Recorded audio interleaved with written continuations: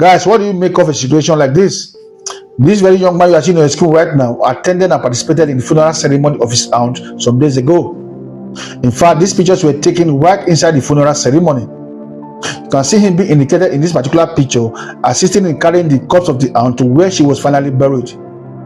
What if I tell you right now that he was the one that murdered her and her 6 children some hours before this funeral ceremony? Would you believe that?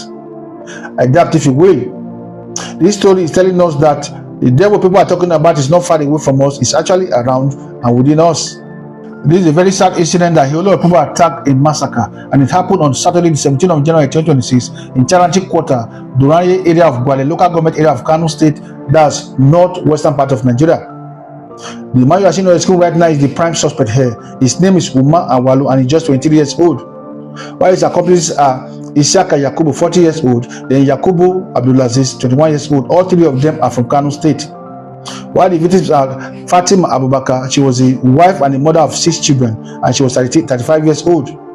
Followed by her first daughters, Maimuna, 17 years old, Aisha, 16 years old, and followed by her 4 sons, Bashiru, 13 years old, Abubakar, 10 years old, Farouk, 7 years old, and while their last child, Abdul Salam, was 1 year old. All of them perished in just one day. May their gentle souls rest in perfect peace. So according to reports, that's on the 17th of January 2026 at about 12 noon, Umar Awalu and his accomplices stormed the house, knowing fully well that the father of the house, Mr. Haruna Bashiru, had already gone to work.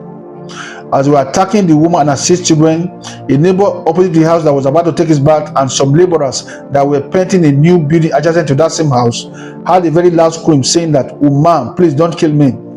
As at that point, they were not able to figure out what was going on because they only heard the voice once, hoping to hear the voice again. It would then become clear to them that something bad was going on.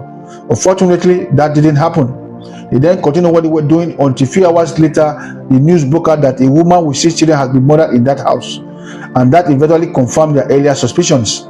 It was later discovered that the attackers used the head of a sewing machine to smash each and every head of the victims until their death, and 2 of their dead bodies were dumped inside the sock away. It was actually a horrible day for the people of Duranye community, and it was a day they never expected to come, or rather wish to come.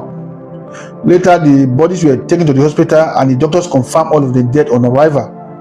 Few hours later, funeral service were held for all the victims according to Islamic rites, and during that funeral service, Umar Awalu, who is a nephew to the woman and cousin to her children, participated in every aspect of the funeral service, and his accomplices were also present in the funeral, but they disguised as sympathizers that have come to mourn with the family.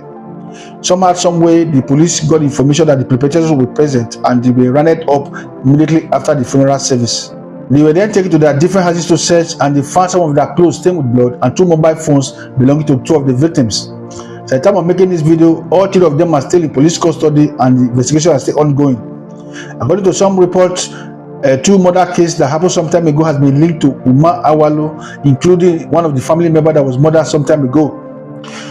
As I'm speaking right now, the father and some of the family members has distanced themselves from the matter. They are even calling on the government to execute him immediately instead of spending money in feeding him or spending time in taking him to court.